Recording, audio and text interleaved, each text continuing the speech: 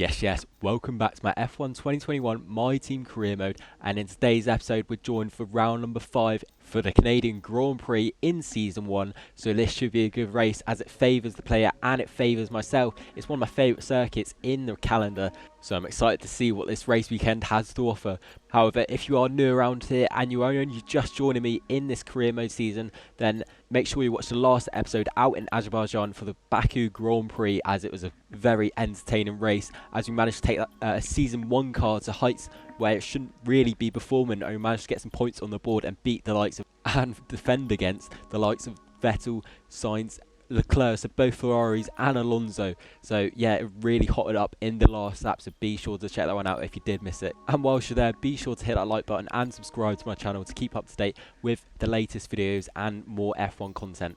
Without further ado though, let's jump straight into the video at hand. And you know what, going into this Canadian Grand Prix, I'm feeling confident. We've just got some points on the board for my team and I'm hungry for more. The car felt brilliant at last time out in Baku, and hopefully we can improve on that and make the car even better going into this next Grand Prix. We've just had an aerodynamic upgrade come through on the rear wing, so hopefully that will improve and decrease the amount of drag we have going down the main straight in Canada, so hopefully that works to our advantage. But here we have the constructors table at the moment. We currently sit third from bottom, however we are effectively level with Alfa Romeo.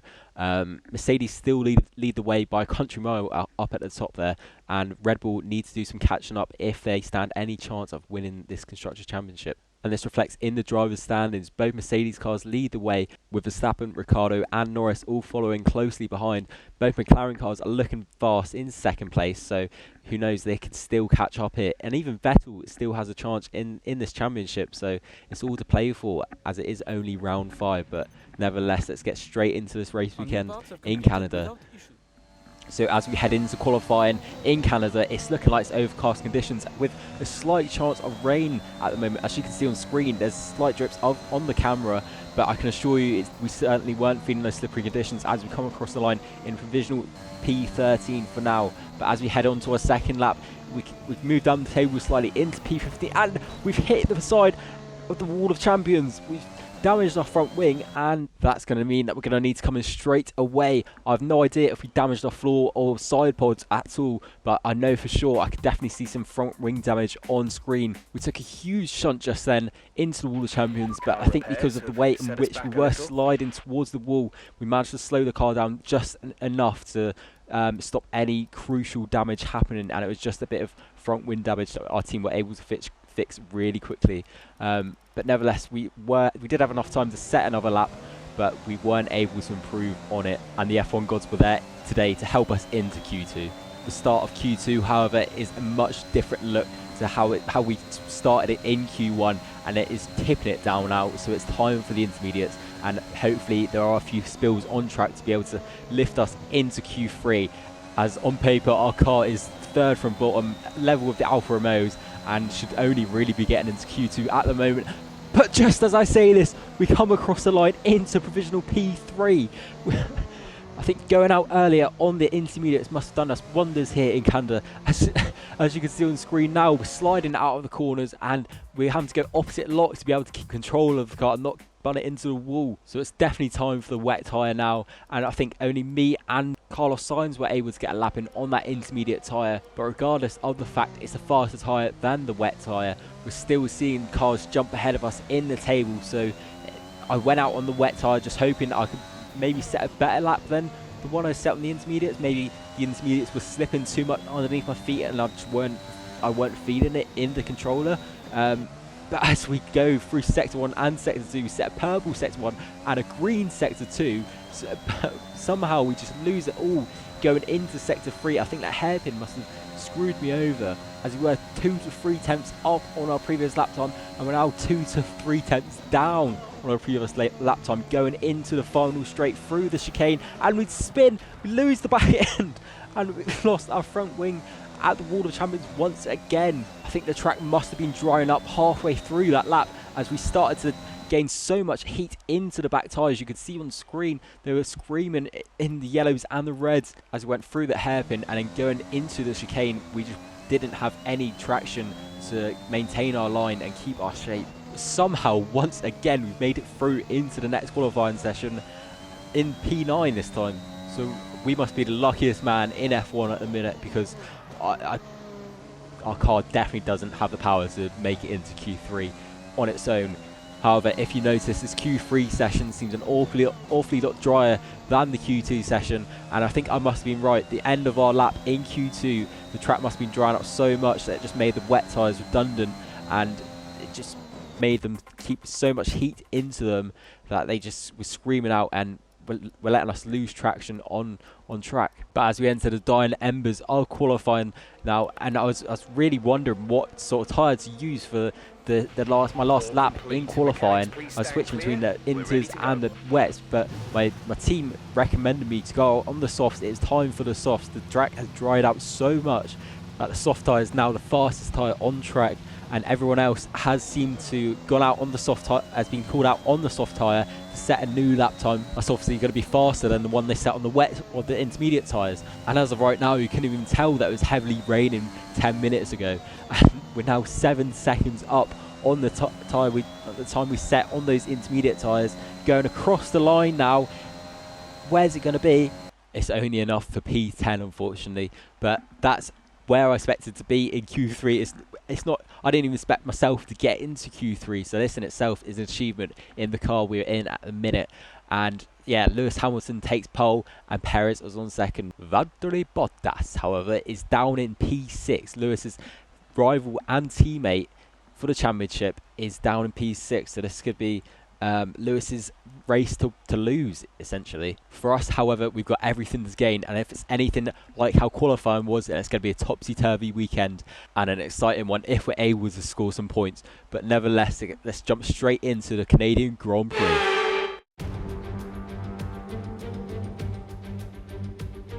Hello and welcome to the Ile Notre Dame once again for what promises to be another incredible Canadian Grand Prix at a fiercely competitive circuit, where pole position can often be decided by less than 1/10 of a second. We'll be seeing around 210 miles an hour here at the Circuit Gilles Villeneuve, with around 2/3 of the lap taken at full throttle.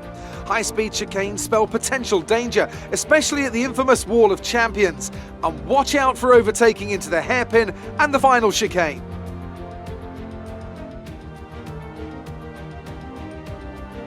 Anthony Davidson joins me once again in the commentary box, and it's fantastic to have you with us here today. But I'm curious, as a man with experience out on the track, how do you stop those pre-race nerves from becoming overwhelming when you're lining up on the grid? From the moment qualifying's over, you start to feel the adrenaline in your body build up and the buzz in your stomach as you anticipate the run down into turn 1.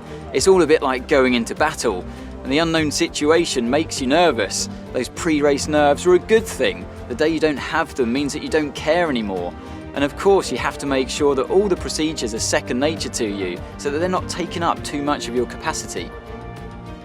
It's time to take a look at our starting grid for today's race. Lewis Hamilton lines up on, Sergio Perez lines up alongside. Moving on to the rest of the grid, we have Ocon, Verstappen, Charles Leclerc and Bottas, Sainz, Ricciardo, Norris and Sharp, Gasly, Vettel, Fernando Alonso and Raikkonen, Tsunoda, Stroll, Mick Schumacher and Felipe Drugovich, Mazepin, Russell, Latifi and Antonio Giovinazzi starts from the back of the grid.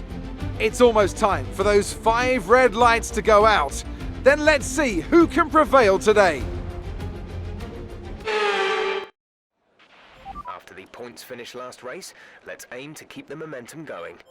You're exactly right, Jeff. And I think if we're going to be able to do this, then we need to do the 2-stop onto the 2 medium tyres rather than the medium tyres onto the hards, because I don't know who'd want to do that, to be honest, because the hard tyres just are awful in this game. So we could even actually get onto a soft tyre at the end of this race, but we will see when the time comes. But to 5 red lights we go for the Canadian Grand Prix, And we're underway, and it's a lightning quick getaway as we jump past Norris, as we go across the line.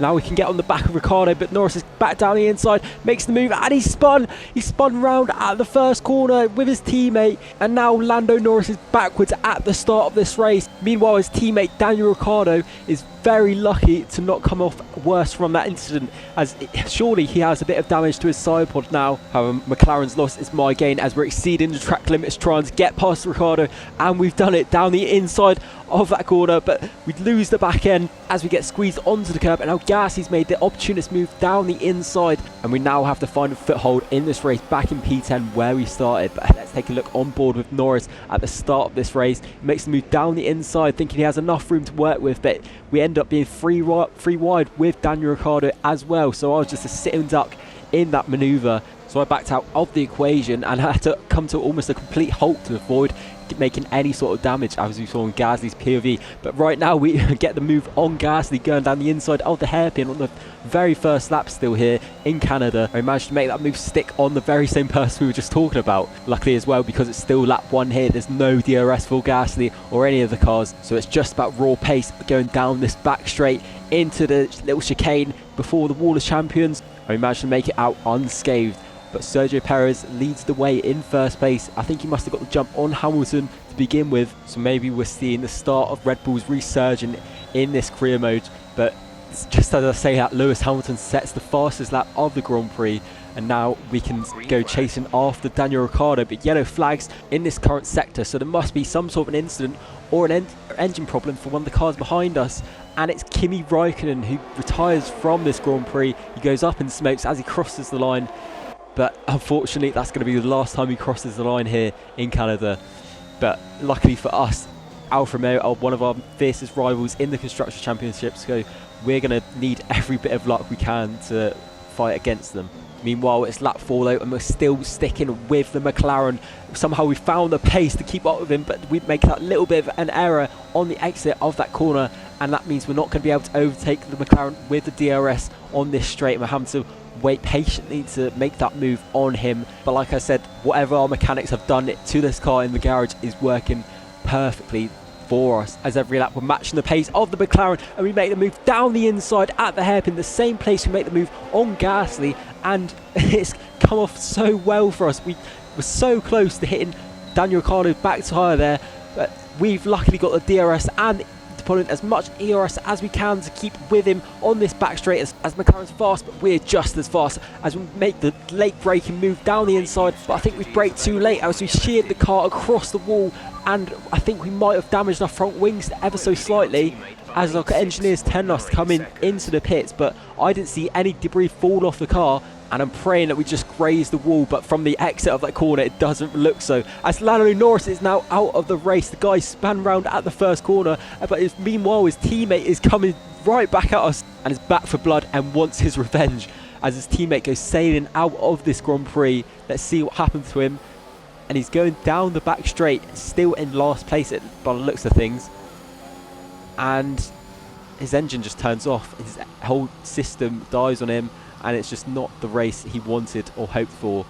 Maybe the incident at the start of the race had a part to play in that, but who knows, as we see the Somerset man parts up on the right hand side just before the Wall of Champions, and we decide not to come into the pits, as our HUD only shows we have a light green front wing on the right hand side. I think it was just on the right hand side, so hopefully it's just we're losing a bit of time on the downforce on the exit of those corners, as that's what I'm feeling in the steering system. But now we look onto the back of Carlos Sainz, Ocon and Leclerc all fighting it out for that P5 position. We had a sneak look down the inside of Carlos Sainz, and we make contact into the back of Carlos Sainz. That's surely not done our front wing any good, especially after that earlier incident. But luckily enough for us, we continue on, and we can now look onto the back of Ocon. Sainz has already made the move on Ocon, so maybe we missed our chance here to maybe get the move done on both of them into that turn 1 corner, but we didn't want to replicate what Norris did at the start of this race and go crashing out of this Grand Prix. So we're going to play the smart and patient game and make our move when we feel the time is right. But going down into this hairpin, Daniel Ricciardo is still on my tail. We haven't lost him, and we're now feeling the effects of that earlier incident with our front wing. We're not feeling downforce, as we haven't got as much traction as we did in the beginning of this race. These soft tyres are wearing out like fast, and the downforce isn't keeping us on track alone. So we're having to make the move into the pits. And whoa, if Daniel Ricciardo didn't make the move into the pits as well as us, that could have been a nasty incident just then. We probably should have been on the outside of Ricciardo if we wanted to make the move into the pits. But as a racing driver, you have to go for the gap when you see one, and we went for it. We sent it. And we can't exactly change how dangerous a pit lane entry or exit is, so just got to work what we have. But somehow we've stayed ahead of Daniel Ricciardo, so he must have had damage as well as myself. And now that I think about it, I did actually feel a shunt into the back of the car as we went around that hairpin just in that previous lap. So I think maybe he might have just got damaged just then, or maybe it's from the previous damage from Lando Norris. I don't know, but nevertheless he came into the pits, and that's a position that I've managed to maintain, and that might have just been the position I needed to get sent into the points. Provisionally we're P17, but as we get past all the other drivers and make the move on Stroll just then, that was a beautiful move we just made down into the final turn, which now puts us provisional P16 as we set purple sector 3.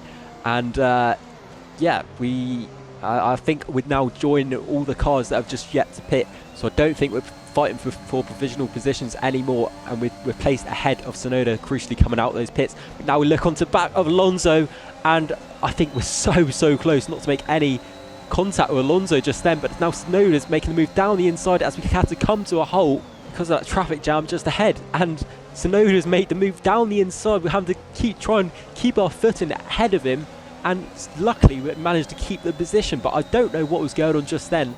So I think whether there's a car going slow ahead of us, I don't know, but there's a huge traffic jam, and somehow we come away all unscathed. But now we're chasing after Alonso, going down the inside, making the move for the second time, and this time we're able to get past the Alpine man and look onto the back of Sebastian Vettel. Two former world champions, a champion sandwich if you like. But as we look on to lap 14, we managed to catch up with Sebastian Vettel, who maybe looks to be held up by Gasly. Maybe he was the man going slow, and hopefully we can make a move on the Aston Martin car, going down the crest of this right and then left-hander, using as much space as possible and using the track limits to our advantage to be able to make that move. And we look onto the back of this slow AlphaTauri. I don't know why Gasly's going this slow. Maybe he has an engine fault, maybe he has some sort of car issue, but up until this point my engineer hasn't let me know of any cars ahead that have had issues with their cars. But as I look ahead, I must keep one eye on my rear as Sebastian Vettel now makes the move down the inside into the hairpin. We're neck and neck going into the hairpin. Gasly still going slow ahead, and we've managed to keep our footing ahead, going round the outside of Sebastian Vettel. He now has DRS. I also have DRS on Gasly. Now we can look to make the move on the AlphaTauri man, going round the outside into the World Champions. We make a bold move, cutting across him, and we managed to make the move stick. For a second then, I was really unsure whether we're going to have enough traction to keep our tyres on the ground then. So that moves us up into P8. I think Schumacher came into the pits as we made the move on Gasly, and now on the following lap we come onto the back of Sainz and Ocon, the two men we were fighting up against earlier on in this race, and we almost made contact into the back of Sainz, just where we almost made contact into Alonso as well. They're battling out for that P6 position. We're maintaining on the back of them, trying to fight for some points that may be up for grabs here. Maybe if either of them make us any sort of mistake, we're trying to capitalise on their errors, maintaining on the back of Sainz, trying to look down the inside, but we just don't have enough pace to get past him at this moment in time.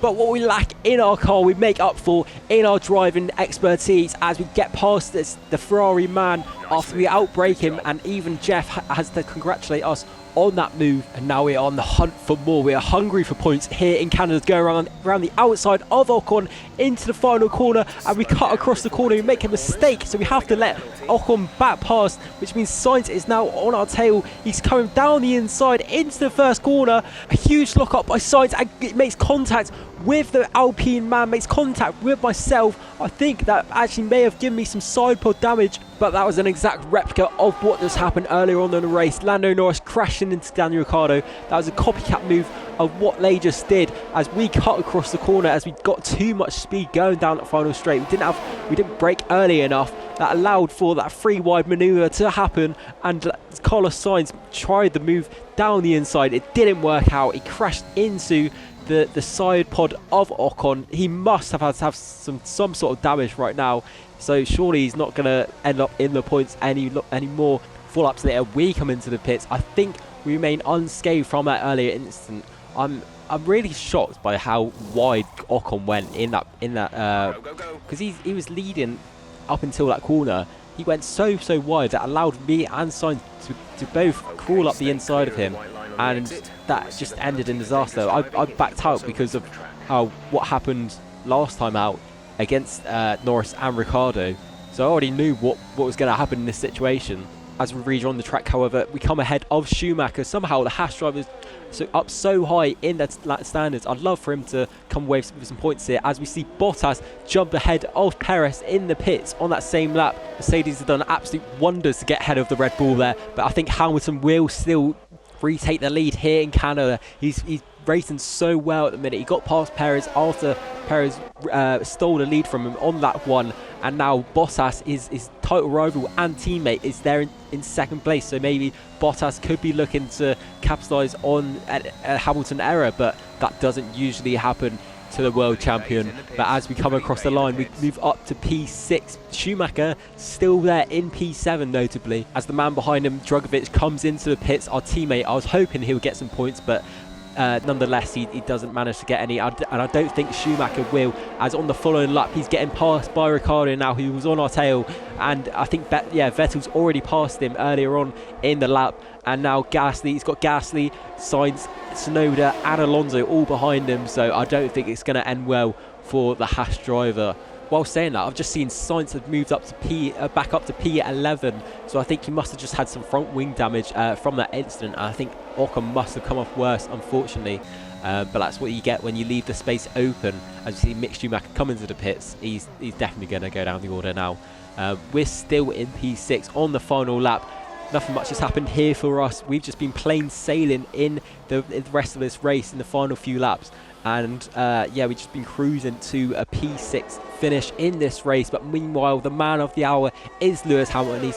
He's dominated this Grand Prix, and I think he's going to come away with maximum points here in Canada. And crucially, he's ahead of his teammate in the background there, Valtteri Bottas, who has also done a superb effort. And Mercedes have come away with the top points. Perez in third, and we're about to cross the line in P6. Well, I think that's our top ever finish in this career mode so far, and I thought it was going to be hard to top the race in Azerbaijan where we finished P8, but we've done just that in the following Grand Prix, and I'm hoping for more next weekend. Driver of the day goes to Antonio Giovinazzi, but I think personally we should have had that for a superb drive and a great effort by the team. So Mercedes have won it, and what a great race it was. Anthony, tell me, what was it that helped them achieve this success? I really feel the track layout combined with the track temperatures we saw today suited their car. These cars come alive when the tyres are just at the right temperature, and the driver did a great job managing that as well. They just look so comfortable out there. It's like anything, it always looks so easy when it all just clicks.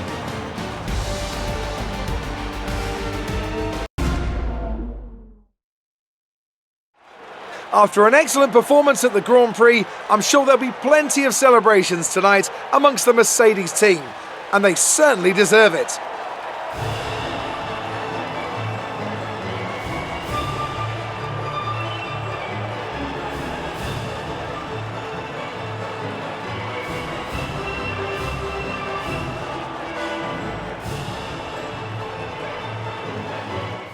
So Mercedes come away with top points here in Canada, and Red Bull were actually close behind. I didn't realise that Perez was actually that close to Bottas at the finish. But Verstappen managed to get that P4 position. Leclerc comes away in P5. We're in P6. Vettel P7, Ricciardo 8, Gasly 9th, and Carlos Sainz comes away with a point, actually. So he's done very well to come back from his incident. I'm shocked he wasn't actually penalised for that manoeuvre, but there we go. My teammate Drugovich, I was hoping for him to do the one stop, but I don't think his tyres were going to last the whole race. Same with Mick Schumacher, but they both had to come into the pits at some point. And as we can see on the screen, Ocon and Sainz both came away with front wing damage. and I'm guessing Ocon had a bit extra damage on top of that as well from that shunt. But we currently sit in P9. Leclerc, Sergio Perez both move up the table. At the top, Valtteri Bottas still leads the way. Lewis Hamilton catches up with that crucial win, but Bottas does a bit of damage limitation to keep his lead in the championship with the fastest lap, getting that crucial extra point. But as we can see, Red Bull is still a little bit off the pace. Well, I say a little bit, 112 points away from the Constructors' Championship, and if they're not careful, McLaren are going to catch them up. So they're going to need to put their foot down if they stand any chance of getting back into this. But thank you so much for watching this video, and if you're looking for more F1 content and want to follow on with this career mode, then be sure to subscribe down below.